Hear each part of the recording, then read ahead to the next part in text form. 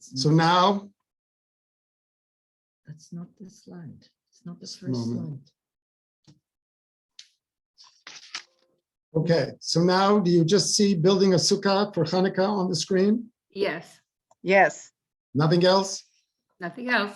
Okay. Nothing else. So Very- you got the recording on? Yes. Okay. Welcome. Building a sukkah for Hanukkah. If you think that there's something strange about the title, we want to tell you that it's not as strange as it may seem. Sukkot may very well have been the model upon which Hanukkah was structured. We'll tell you more about that during this presentation, so please sit back and enjoy.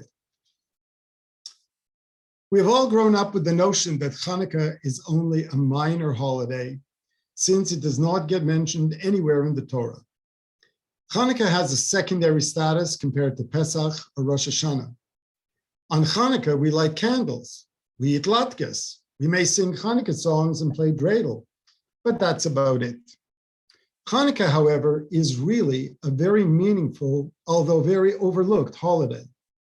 It's the only ancient Jewish holiday that commemorates a national liberation struggle in the land of Israel. It's comparable to Israel's War of Independence in 1948. We'll be happy to try and answer questions at the end of this presentation, so welcome, and we hope you enjoy this. Rose and I created this presentation from a variety of sources. Although I'm making the presentation, it was Rose who contributed so much, from her incredible knowledge, her insights, her creative ideas, artistic touches, and love. So thank you so much, Rose. And thank you to Rabbi Steinhardt and Englander and to B'nai Torah congregation for inviting us to make this presentation. So now, let's open a window to the past and hear whether we should be building a sukkah for Hanukkah. We know about a rebellion and the miracle of a one-day supply of oil that lasted for 8 days, right? That's not all there is to the story. Let's look back through the window of time. After the initial conquest of the land under Joshua, the land of Israel was organized into a confederacy of 12 tribes. They were led by a series of judges known as Shoftim. There were 12 tribes plus the tribe of Levi, which includes the Kohanim, that didn't have a portion of land of their own. Then came the monarchy in 1029 BCE. First King Saul, then King David, who united all the tribes into one united nation called the Kingdom of Israel. And then King David's son, King Solomon, inherited that united kingdom. And the first holy temple was built by King Solomon. After King Solomon's death, his son, Rehoboam ben Shlomo, was crowned king of the entire United Kingdom of Israel. The capital was Jerusalem. The Levites and the Kohanim were concentrated around Jerusalem because their role was primarily to serve in the Holy Temple, the Beit HaMikdash. But there was internal rivalry between the tribes and poor leadership by King Rehoboam. This led to the United Kingdom of Israel breaking into two parts. The 10 tribes in the north split away. They called their combined territory the Kingdom of Israel, with a new capital, Samaria, also known as Shechem, and they crowned Yerovam ben Nevat as king. The monarchy of David and Solomon continued in the south with Rehoboam ben Shlomo as king. It was just the two tribes of Judah and Benjamin. Their combined kingdom was called the Kingdom of Judah, with Jerusalem as the capital. And the people of Judah became known as Yehudim from Yehudah, which means Judeans. So there were 10 tribes in the north: Asher, Dan, Ephraim, Gad, Issachar, Menashe, Naphtali, Reuven, Shimon, and Zebulun, and only 2 tribes in the south, Binyamin and Yehudah. Levi was the only tribe that was not allocated any land. But the relationship between the northern and the southern kingdoms was terrible. That made them vulnerable to their enemies. Their primary external contact was with nations from the east, like Assyria, Babylon, and Persia, which heavily influenced the Jews, even though the Jews were usually oppressed by them. But in 722 BCE, Assyria conquered the northern kingdom of Israel. The 10 tribes were scattered and lost to us. Assyria conquered the kingdom of Israel about 206 years after the United Kingdom split up.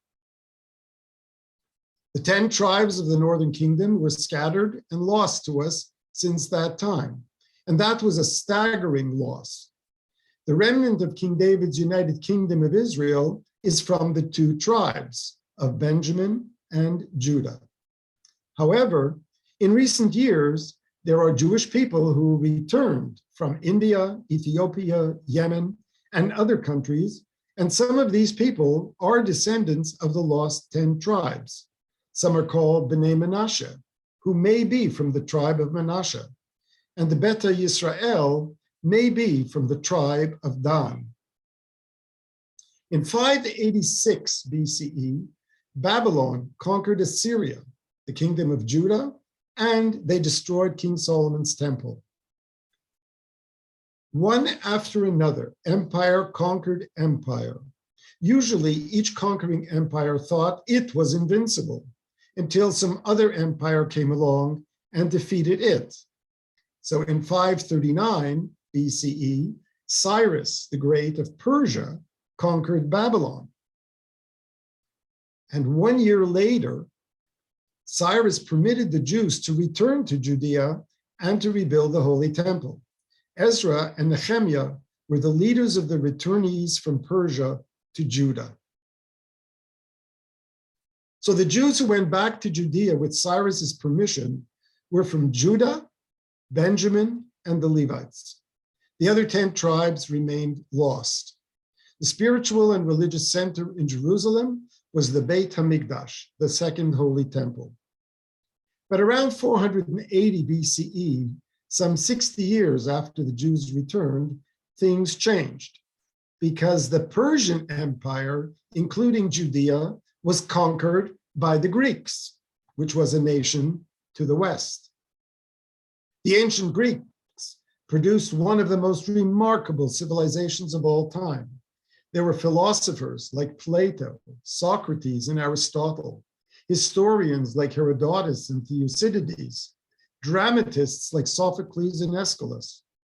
They produced art and architecture of a beauty that has never been surpassed. And in Athens, Greece, the idea of secular democracy developed, where people weren't subject to religious laws. King Philippos of Macedonia conquered and united the Balkan states under his rule. The Balkan states were individual city-states, each called a polis. He invited Aristotle, the greatest Greek philosopher and scientist of the time, to teach his son Alexander Greek culture, drama, arts, and music. At age 20, Alexander succeeded his father. He was known as Alexander the Great. And Alexander the Great spread Greek culture all through his growing empire.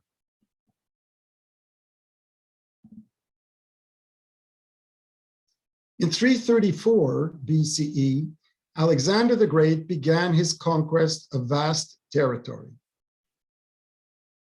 Asia Minor, or Turkey, in red, Persia in purple on the map, Judea in blue, Egypt in orange, and India in green. Alexander the Great was an enlightened ruler and became so popular that resistance to him faded. His expanding empire conquered the Persian Empire in 332 BCE. Alexander was also a benevolent ruler and appreciated the diversity of all the peoples in his empire.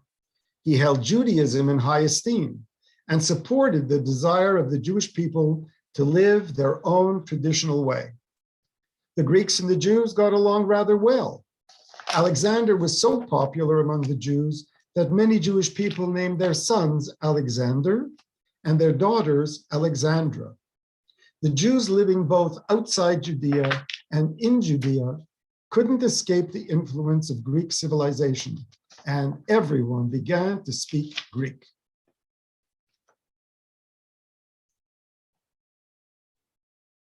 Alexandria in Egypt was the site of a large and important Jewish community. They spoke Greek, but wanted to understand and preserve their Jewish heritage. A great library was built in Alexandria where scrolls of books were housed. The Torah, only ever written in Hebrew until that time, was certainly a closed book to non-Jews. And yes, there were translations of the Torah into Aramaic, but the knowledge of Hebrew and Aramaic declined steadily among the Jews as Greek became more common. The Torah began to be like a closed book to many Jews too. The Jews of Alexandria, Egypt, were the first Jews anywhere to acknowledge the need for a translation of the Hebrew Bible into their daily spoken language, Greek. They wanted to understand the Torah, the prophets, and the prayers that were all in Greek. In Hebrew. In Hebrew, sorry, that were all in Hebrew. Alexander's career was short. He died at age 33. After his death, Greek army generals fought over the throne. His kingdom split up. But Greek culture had spread throughout the world, and everyone assimilated into the Greek culture. Alexander's empire broke up into two after his death: a southern kingdom centered in Egypt, known as the Ptolemaic Empire, and a northern kingdom centered in Syria in a place called Antiochia, known as the Seleucid Empire. That's how they came to be known as the Syrian Greeks or the Seleucid Greeks. The two kingdoms vied for power and control over what was previously Alexander's empire. And the land of Israel, Judea, was right between the two and became their battleground. Around 250 BCE, Ptolemy II, the Greek king of the southern part of the Greek Empire, Egypt, built the library in Alexandria. And he commissioned the royal librarian Demetrius of Phaleron to purchase or copy all the known books in the world for the new library in Alexandria. He sent a letter to Eleazar, the Kohen Gadol, the high priest in Jerusalem, requesting him to send scholars, men of exemplary character and learned in the Torah, to Alexandria to translate the Torah into Greek so that it could be included in the library in Alexandria. This act was one of the most influential acts in human history. 72 men, 6 from each tribe, arrived at Alexandria. They were greeted by the king and given a sumptuous banquet. Their translation was called the Septuagint. It was done in the year 246 BCE under the direction of Demetrius. When the Alexandrian Jewish community assembled to hear a reading of the new version, the translators and Demetrius received lavish praise. The Septuagint is the Greek translation of the Hebrew Bible. The yellow box on the right shows some of the text in Greek script. The word Septuagint is Latin for 70, comes from Interpretatio Septuaginta Seniorum, which means the translation of the 70 elders, which itself originated from the Greek he metaphrasis ton hebdome konta, which means the translation of the 70. Although there were 72 scholars, nevertheless, the name Septuagint which means 70, stuck. Many Jewish people living in Alexandria, Egypt, knew Aramaic and Greek, while Hebrew remained known mostly by scholars. And this translation into Greek made the Hebrew Bible accessible both to Jews and non-Jews who were all Greek-speaking. The Septuagint translation was eye-opening to the Greek-speaking world. It exposed the Greeks to Judaism just like the Jews were exposed to Greek culture. There were even books special to and written by the Jewish people that were not included in the Hebrew Bible, but which were included in the Septuagint. Because of the Septuagint, the world changed forever. Judaism gave birth to two religions, Christianity and Islam. Alexander the Great's conquests made Greek the official language of Egypt, Syria, and the eastern end of the Mediterranean Sea, so the Septuagint had an enormous impact upon the people of that part of the world. Even the biggest empires, Greece and then Rome, became converted away from paganism as a result of discovering the Torah, thanks to the Greek translation, which then spawned other translations. The Torah aims to make Judaism and the Jewish people a light unto the nations. As knowledge about Judaism and Torah spread, paganism declined in the Mediterranean basin, and all this was due to the Septuagint translation of the Torah, the rest of the Hebrew Bible, and the other related writings. Early on, the Jews had no objection to Greek culture. There was considerable mutual respect. Many diaspora Jews gave up speaking Aramaic and Hebrew in favor of speaking the language of the majority, Greek. Hebrew was relegated to culture and religion. Greek civilization, Hellenism, was glamorous and attractive to the Jews. There was drama, arts, music. While the Greeks did not mind the Jews keeping their own traditional religious rituals, they wanted them to also worship the Greek gods. So there were two general camps of Jews: the traditionalists, who wanted to maintain Jewish religious laws, customs, and traditions, and the Jewish Hellenists, were Jews who were eager to absorb Greek culture and relinquish some Jewish traditions. They became more assimilated into the prevailing larger culture. This meant that the proximity of cultures was also dangerous. But the relations were so good for a time that Hebrew even began to incorporate many Greek words. Here are just a few examples. We'll see the Hebrew word and its transliteration on the blue side, with the equivalent Greek word and its transliteration on the green side. The meanings will be in the middle because the meanings are the same in both Hebrew and Greek.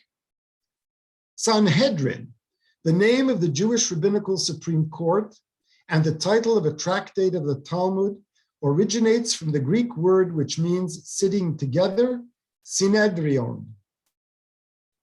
The word hediot, which translates to ignorant, means someone who lacks professional skill. It is the origin for the English word idiot and comes from idiotis. Tigun, which means to fry, comes from taganon. Bima, or platform, comes from bima. Siman, which means a sign, comes from the Greek simansis. Zug, which means a pair, comes from zoegos. Afikoman, which means dessert, comes from the Greek epikomon. And kategor, which means prosecutor, comes from kategoros. And finally, sufganiya, which means a filled donut, comes from sfungari. We are looking through the window of time to try to understand the basic differences between Hellenism and Judaism. The question is, what did the ancient Jews have against the Greeks in the first place? The Greeks wanted to bring us the light of Greek civilization and culture. their drama, sports, education, and philosophy. Was there anything so terrible about Plato? The ancient Greeks believed that science, reason, and logic are the guides to life. Even the great Maimonides was greatly influenced by Aristotle. He used reason and logic to help him understand Torah and Judaism. But we Jews had our own philosophy. We were not pagans. We had received the Torah and the Ten Commandments 1,000 years before the time of Alexander the Great. So for the Jews, the Torah is the guide to proper and ethical behavior and to living a happy and fulfilling life. The Greeks admired beauty, so they built gymnasiums all over for people to develop their bodies and show them off. The most important thing was to look good. Even today, good-looking, well-built men are called Greek gods. But Judaism teaches that we have a duty to be good, to do tzedek, the right thing, especially to treat other people in an honest and respectable way. Judaism is about living and acting in an ethical way. In other words, behavior improvement, not merely physical improvement. The ancient Greeks were accustomed to abandoning the sick, the weak, and the poor. Judaism taught that we have a moral responsibility to help the sick, the weak, and the poor. Hellenism portrayed its many gods in the image of man. The multitude of Greek gods were portrayed as humans with supernatural powers, possessing the same physical image as humans, with human lusts and passions. Greek mythology is filled with images of gods fighting in jealous rivalries, plotting against one another and innocent mortals, and pursuing human lovers. In fact, numerous gods in mythology are born out of God-human relationships. In Greek mythology, people suffer as punishment because of the capricious nature of their gods. In Judaism, God is one, invisible, loving, compassionate, and forgiving. Man was created in the image of God, and God gave us rules of moral conduct. So we try to emulate God's attributes into our lives by behaving in a kind, caring, and loving way in our relationships with other people. The invasion by the Greeks. Judea was part of the southern Ptolemaic Empire, Kingdom of Egypt until 200 BCE. Judea became part of the northern Seleucid Kingdom of Syria in 200 BCE. King Antiochus III wanted to get along well with his new Jewish subjects. He guaranteed the Jews their right to live according to their ancestral customs and to continue to practice their religion in the Temple of Jerusalem. Judea was ruled by the Greeks, and Hellenism spread among the Jews. In 175 BCE, King Antiochus IV became king of the northern Seleucid kingdom. The mutual respect between the Jews and the Greeks suddenly came to an end. In 169 BCE, King Antiochus IV began oppressing the Jews. Antiochus IV was the complete opposite of both his father, Antiochus III, and Alexander the Great. He was considered a madman and an evil ruler by many. The Jewish Hellenists turned to him for help in their opposition to the traditionalist Jews. Antiochus began the oppression by deposing the Kohen Gadol and installing a non-Kohen, Jason, in his place. Jason built a gymnasium near the Holy Temple where nude wrestling was one of the sports. And the word gymnasium in Greek means a school for naked exercise. So many young Jewish men were attracted to the gymnasium, including many young Kohanim. A civil war broke out between the Jewish Hellenizers and the traditionalist Jews. The Jewish Hellenizers turned to the Seleucids for help, and Antiochus took their side by outlawing the religious practices of the traditionalists. Contrary to the way his father behaved, Antiochus banned Judaism. But Antiochus also suspected that the Jews were allies of the Egyptian kingdom to the south. As a result, he unleashed his fury and tried to either convert the Jews to Hellenism or to wipe out Judaism. The Jewish Hellenizers hadn't foreseen such extreme changes. They never thought they would have to give up being Jewish in order to absorb Greek culture. The clash of cultures had become a religious civil war. Only the traditionalists understood the dimension of the danger. To them, the Jewish Hellenists were a growing threat to Judaism. And this is where the story of Hanukkah really begins. In 169 BCE, Antiochus IV Epiphanes began a campaign to Hellenize Judea, and he made it a point to desecrate God's temple.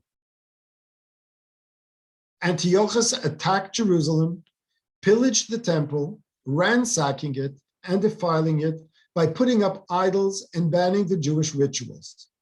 Torahs and holy books were confiscated and burned. Anyone found possessing them was executed.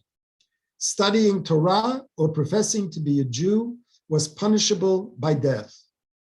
Among the many aspects to Antiochus's oppression, there were three prohibitions designed to destroy Judaism. Shabbat observance was forbidden. Antiochus IV forbade worshiping the God of Israel. He tried to make them worship him. He called himself a god by adding the name Epiphanes to his name, and that it meant God manifested. There was no declaration of the new moon. It was outlawed. The new moon declaration by the Sanhedrin was crucial to the scheduling of all the festivals. Interrupt or remove it, and the dates of the festivals would be unknown. And that was Antiochus's purpose. This connects us to the title of this presentation, and we will return to this point in a few minutes. Circumcision was banned. Circumcision is a central religious ritual for the Jewish people, which Antiochus forbade. And finally, the Jews were forced to eat pork. As a result of Antiochus's rules, some Jews tried to escape by fleeing to deserts, caves, or other countries. Others chose to die as Jews rather than violate the Torah. But many Jewish Hellenists complied with the king's orders. However, some Jews rebelled. Looking through the window to the past, we now meet the family of an elderly Kohen named Matityahu, Mattathias, and his 5 sons who lived in Modi'in, a town about 18 kilometers northwest of Jerusalem. Their family name was Hashmonai, so they are referred to as the Hashmonaim or Hasmoneans. They are the same family who became the Maccabees. Matityahu and his 5 sons, the Maccabees, started a rebellion. There's Matityahu and his sons, Yehuda, Yonatan, Shimon, Elazar, and Yochanan. Shortly after Antiochus issued his decrees and defiled the temple, a contingent of his army came to Modi'in. The captain of the troops had an altar built and ordered the citizens of Modi'in to offer a pig as a sacrifice to Zeus. One Jewish Hellenist was very willing to make the sacrifice, but Matityahu and his sons were enraged at this and slew him and Antiochus' soldiers. Then they fled to the hills, where they were joined by many Jewish believers and created a group that began a guerrilla war against the evil forces of Syria and their king, Antiochus Epiphanes. Matityahu's rousing clarion call to arms to the Jewish people against the oppressing Greek army invoked prayer to God for help in the words of the Torah from Exodus 15, verse 11, me, who is kamocha, like you, ba'elim, among the mighty, Adonai, O Lord. The first letters of those 4 words gives the acrostic Maccabee. The Maccabees helped organize and lead the Jewish people to free themselves from the spiritual oppression. On the 25th day of Kislev in 168 BCE, Antiochus IV took over the Beit HaMikdash, the Holy Temple in Jerusalem. He set up a statue of Zeus in the temple and sacrificed a pig on the bronze altar to Zeus. Many Jewish people of Israel had become Hellenized in their thinking and practices because of the 150 years of Greek rule. Although stunned by the actions of Antiochus, they complied, thinking that compliance was the best way to survive.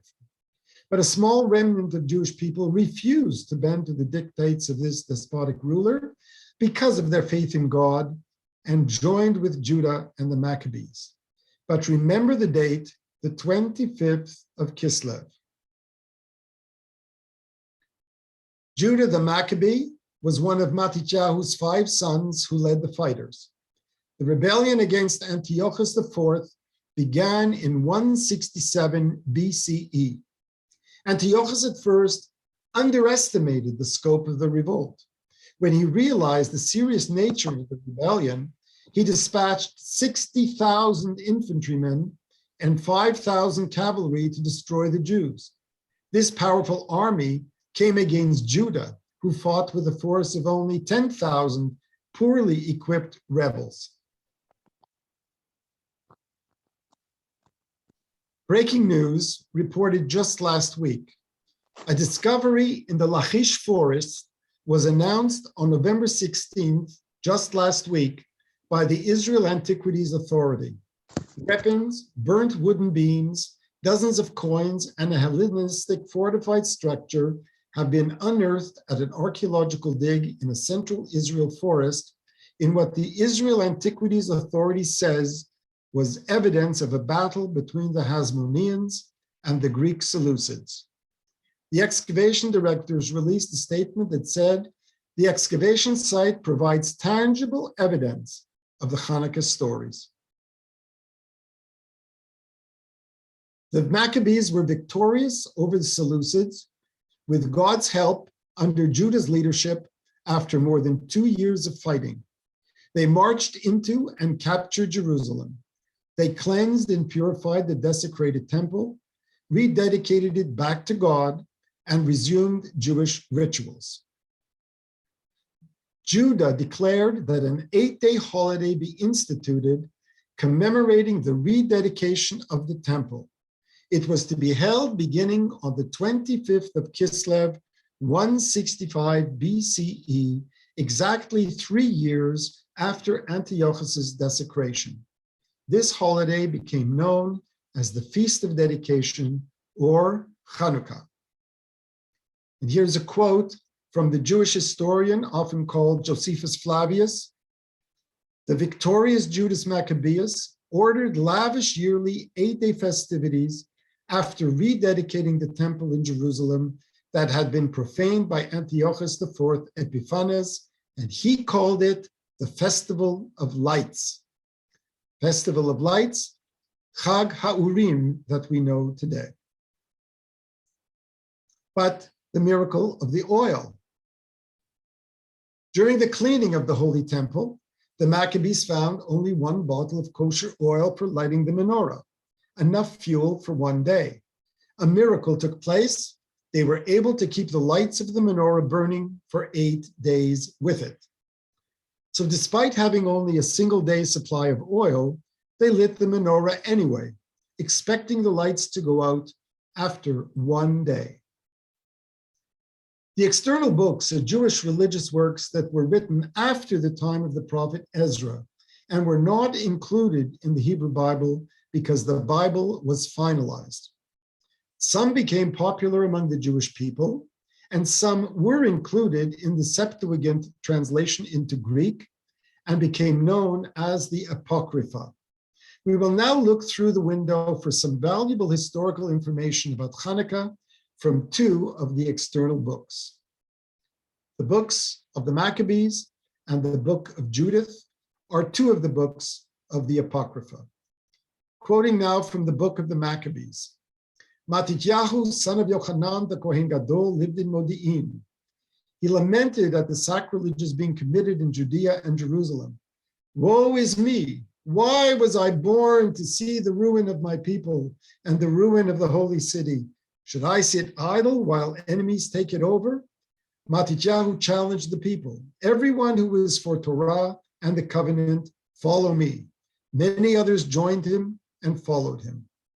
Yehuda, who was called Maccabeus, and his brothers, and many others supported him. He armed himself, he pursued the enemy, hunting them out, and those who troubled his people, he destroyed by fire. Israel had a great victory. Yehuda and his brothers said, now that our enemies have been defeated, let us purify the sanctuary and rededicate it. The whole army went up to Mount Zion. They found the sanctuary in ruins, the altar desecrated. They cleaned the sanctuary, the temple interior, and the grounds. They made new sacred vessels and brought the menorah, the altars, and the table into the temple. Then they burned incense on the altar and kindled the menorah. On the 25th of Kislev, they made sacrificial offerings according to the Torah on their new altar. The books of the Maccabees describe the cleansing and rededication of the temple in Jerusalem and the lighting of the menorah. An 8-day rededication celebration is described, although the miracle of the oil does not appear. The book of Maccabees portrays the festival as a delayed observance of the 8-day festival of Sukkot. The length of the rededication is explained as in the manner of the festival of Sukkot, hence the title of our presentation. They celebrated the dedication of the altar with joy and songs of praise. The people were filled with great joy that the Beit HaMikdash was in Jewish hands again. And Yehuda decreed that the dedication of the altar, Chanukat HaMizbeach, be observed every year for 8 days from the 25th of Kislev. The emphasis in the book of Maccabees is on the dedication of the altar. They held an 8-day celebration. There isn't any mention of a bottle of oil lasting for 8 days. The book of Judith. Judith's ancestors might be the same as Matityahu's. She might have been his sister. There are several versions of her story and her family tree, and this is a brief summary of the story from the book of Judith. Judith is yet another hero associated with Hanukkah, but like other Jewish women, she has been absent from the narrative we have known. In the 2nd century BCE, the Assyrian army invaded Judea, and Holofernes, Nebuchadnezzar's cruel top general, besieged the strategic Judean town of Betulia.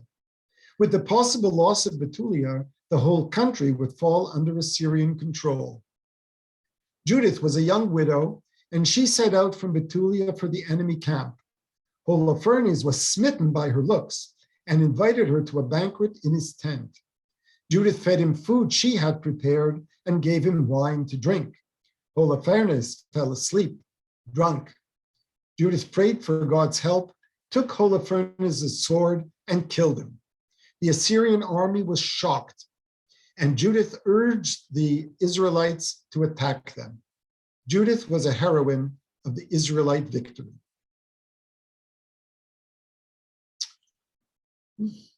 Let's recall the title of this presentation, Building a Sukkah for Hanukkah.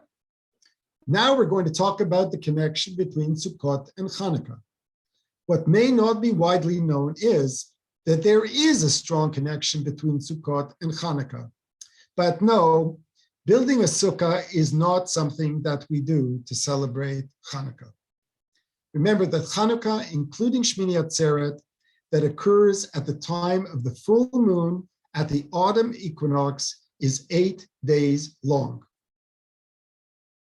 During the rebellion against Antiochus, the Jews couldn't observe the 8-day holiday of Sukkot.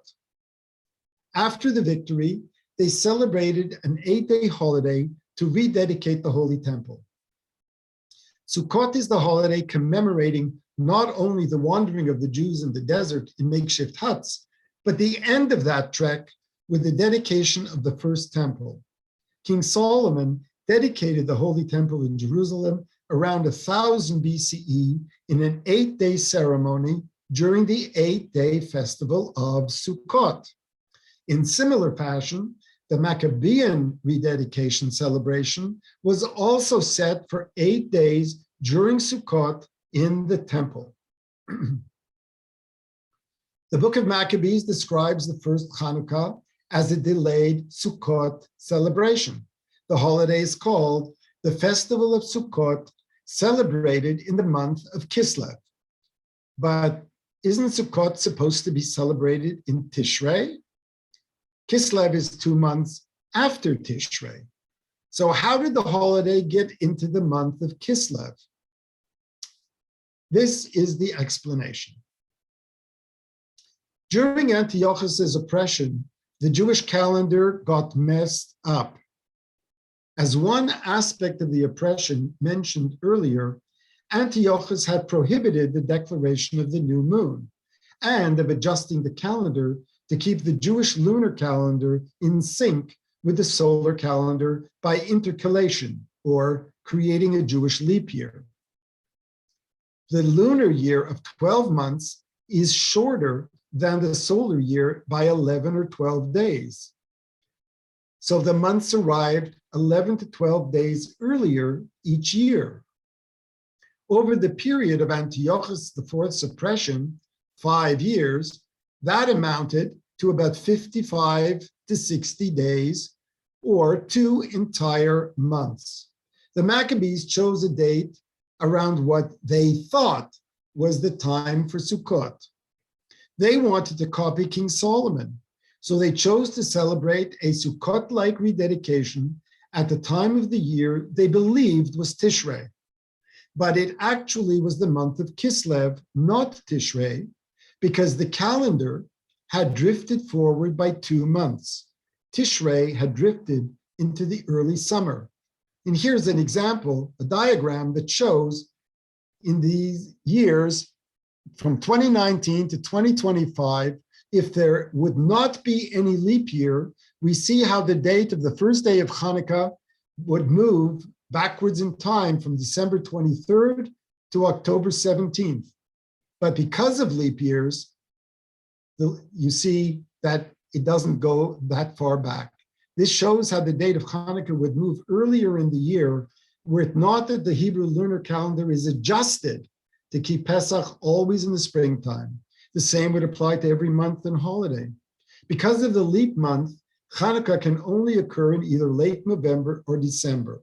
This helps us understand how a variation of 2 months could have occurred. It seems that the Maccabees established an 8-day celebration to commemorate their military victory based upon the model of Sukkot. They wanted an 8-day holiday to remind them of Sukkot. They wanted to celebrate it at the time of the year that Sukkot normally occurs. In other words, near the autumn equinox and around the time of the full moon. They wanted to celebrate on the 25th of the month because that was the day of the month that Antiochus desecrated the temple. So that's how the 25th of Kislev came to be the date. So what does the Talmud say about Hanukkah? Actually, not much. All that the Talmud has to say about Hanukkah is contained within the area bound by the blue box on page 21b of Tractate Shabbat. And this is what it says. There are about 60 words in Hebrew. In what is almost an afterthought, in a discussion about candles, the question is asked, "My Hanukkah?" What's Hanukkah? Here is the translation. The words in yellow are the literal translation of the Talmud. The Gemara asks, what is Hanukkah and why are lights kindled on Hanukkah? The Gemara answers, the sages taught in Megillat Ta'anit. Megillat Ta'anit is another of the apocryphal books. On the 25th of Kislev are the 8 days of Hanukkah. One may not eulogize or fast on them. Why? When the Greeks entered the Holy Temple, they defiled all the oils. When the Hasmoneans overcame them and emerged victorious, they found only one bottle of oil that had the seal of the high priest, undisturbed by the Greeks. And there was enough oil to light the menorah for only one day. A miracle occurred, and they lit the menorah with it for 8 days. The next year, they instituted those days and made them holidays with recitation of Hallel and thanksgiving in prayer and blessings. To the rabbis, this incredible turn of events was not seen as a great military victory, but rather purely the result of God's divine providence. The entire focus was on the miracle of the oil. So what does the Siddur say about Hanukkah? All that we find in the Siddur is the special Al Hanisim prayer that is included in every Amidah and in Birkat HaMazon on Hanukkah.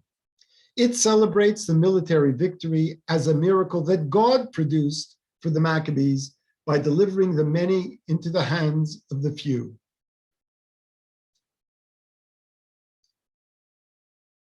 To the rabbis of the Talmud, the essential answer about what Hanukkah is the miracle of the oil that God produced for the Jewish people. There was sufficient oil to light the menorah for only one day. A miracle occurred, and they lit the menorah from it for 8 days. In the Siddur, the Al Hanisim prayer attributes the military victory of the Maccabees over the Seleucid Greeks to God. It says that 8 days of Hanukkah were instituted to give thanks to and praise God, who delivered the powerful to the weak, the many to the few. God performed a great victory for the Jewish people. But no mention is made in that prayer of the miracle of the oil, just the lighting of the lights of the menorah in the temple. The Hasmoneans, the Maccabees, the Hashmonaim, the family, they crowned themselves kings in a dynasty that ruled Judea and surrounding regions for over 100 years. But they were Kohanim, whose role was the service in the Holy Temple. But they also took upon themselves the monarchy. All the power was in their hands, political and religious. According to the Maccabees, they made themselves kings. They were from the tribe of Levi. The Maccabees were Kohanim from the tribe of Levi, and that was a problem. The situation that the Maccabees created was a concern of the rabbis. They were worried about the concentration of both religious and political power in the same hands. They remembered how internal dissension and conflict, we referred to that earlier in the time of King Rehoboam, led to the fracture of the kingdom. The rabbis wanted to prevent a repeat occurrence. 10 tribes had already been lost. The Jewish people could not survive another fracture. They declared that kings may only come from the tribe of Judah. The Maccabees declared that they won a military victory. But there's a danger in glorifying victories. The empires that conquered and were then conquered themselves thought of themselves as invincible empires. Each turned out to be not so invincible. And all the ancient mighty empires are all gone today. Our rabbis were very smart people. They attributed our survival, our victories, the overcoming of our enemies, not to our own skill and power alone, but primarily to God. This may partly explain why it is that we are still here. And that was King David's attitude. He attributed all his success to God, but not so King Saul, who tried to attribute his early successes to his own charisma. So the rabbis always downplayed the Maccabee victory and concentrated, focused, and emphasized the miracle and turned the attention of the people via rituals to thanking God for the victories and declared that the victory was a miracle by God. The Maccabees declared that Hanukkah celebrates the rededication of the altar. The Maccabees celebrated the rededication of the altar, but there no longer is an altar. Instead, the rabbis focused on the oil. We can create light wherever we are. We can remember the victory of the Maccabees and celebrate God's miracles with candles or oil. And that celebration is what keeps our people an eternal people. So the rabbis decided that Hanukkah celebrates the miracle of the oil. And it's the same with the recent military victories that Israel achieved in 1967 and 1973. We always attributed the victory to God, who made it happen. The word Chanukah comes from the root chanach, which means to dedicate or begin to use, or to teach, guide, or mentor. The word for education, chinuch, comes from this root as well. So Hanukkah means dedication or housewarming. Some see the words Chanukah, kaf, and the hay representing the numerology of 25, alluding to the 25th day of the month of Kislev as the day the Maccabean revolt ended. The letters of Chanukah in Hebrew spell an acrostic, Chet Nerot v'halacha kevet Hillel, 8 candles lit according to Rabbi Hillel.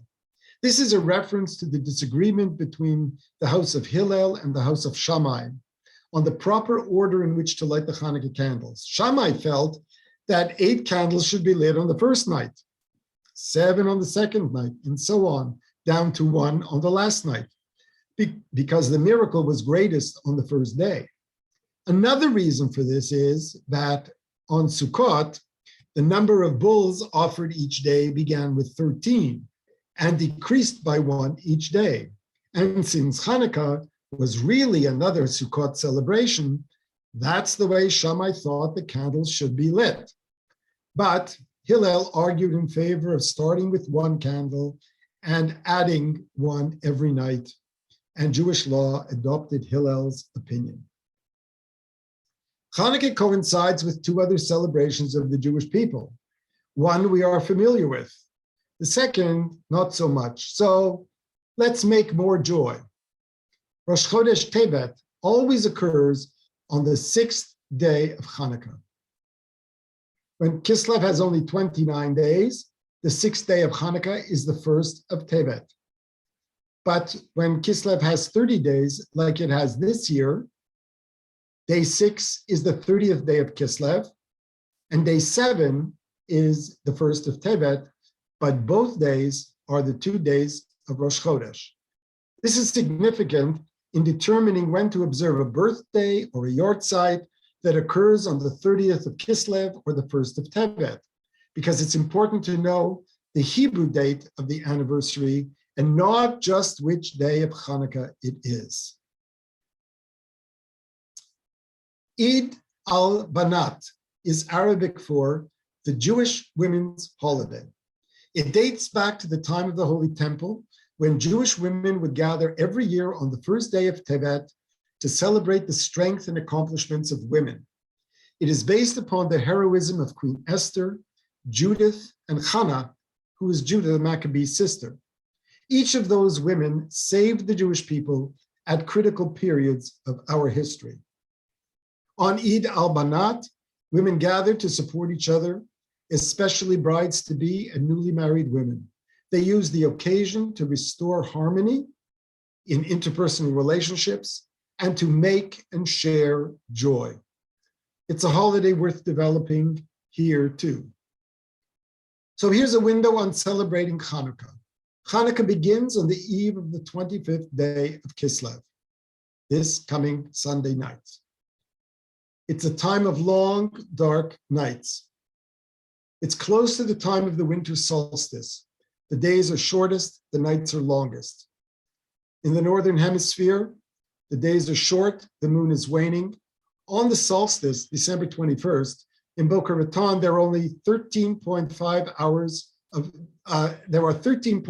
hours of darkness and only 10.5 hours of daylight. Compare that with where I live in London, Ontario, when on that day there are 15 hours of darkness and only 9 hours of daylight that day. Hanukkah comes close to the time of the new moon. Very little of the moon is seen at night.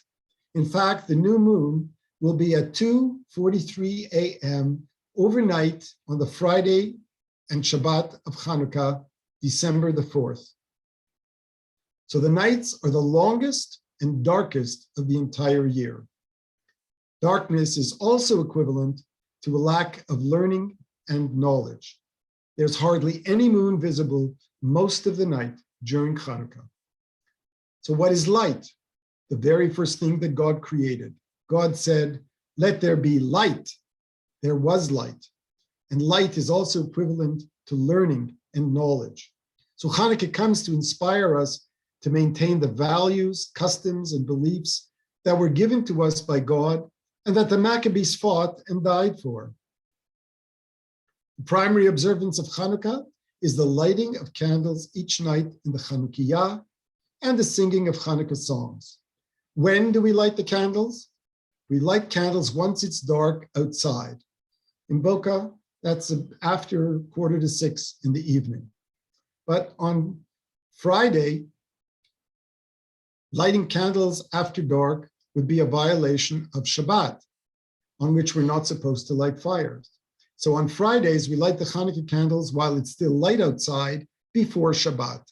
If possible, light larger candles on Fridays so that they will burn into Shabbat. And then we light Shabbat candles.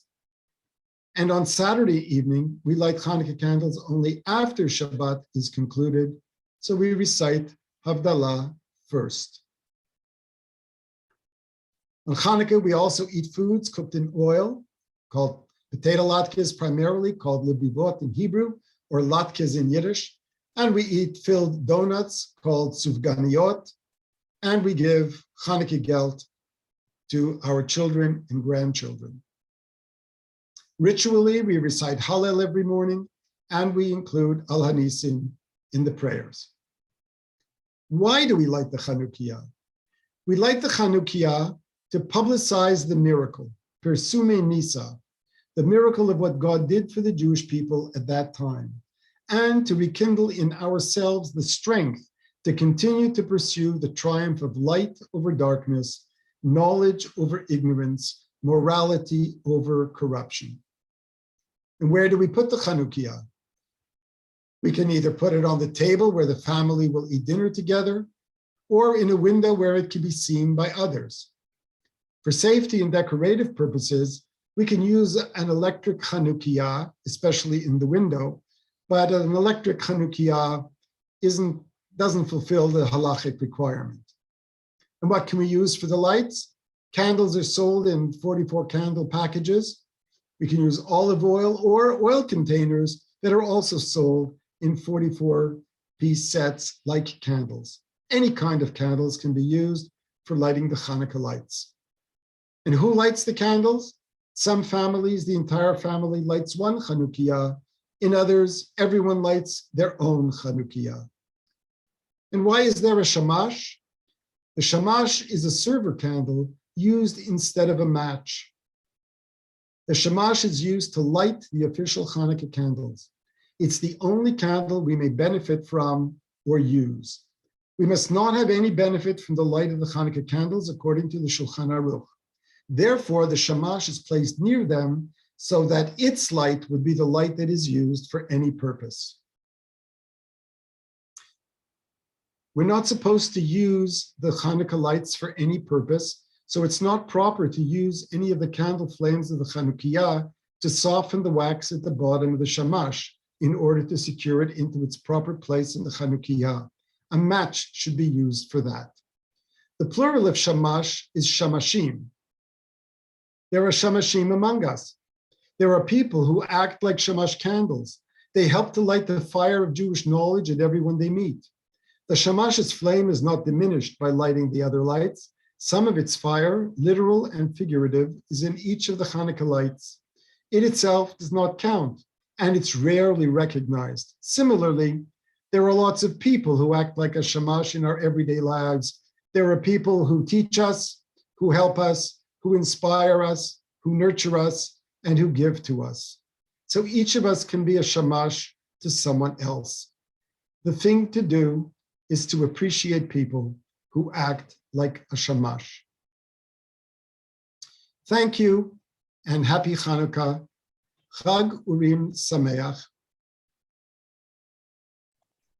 We're grateful to God for having been able to complete this project and praise to Him. and we thank you for being with us. Thank you Wow, very, thank you very, so much. very, Excellent program. an excellent presentation. Very, very well done. Really appreciate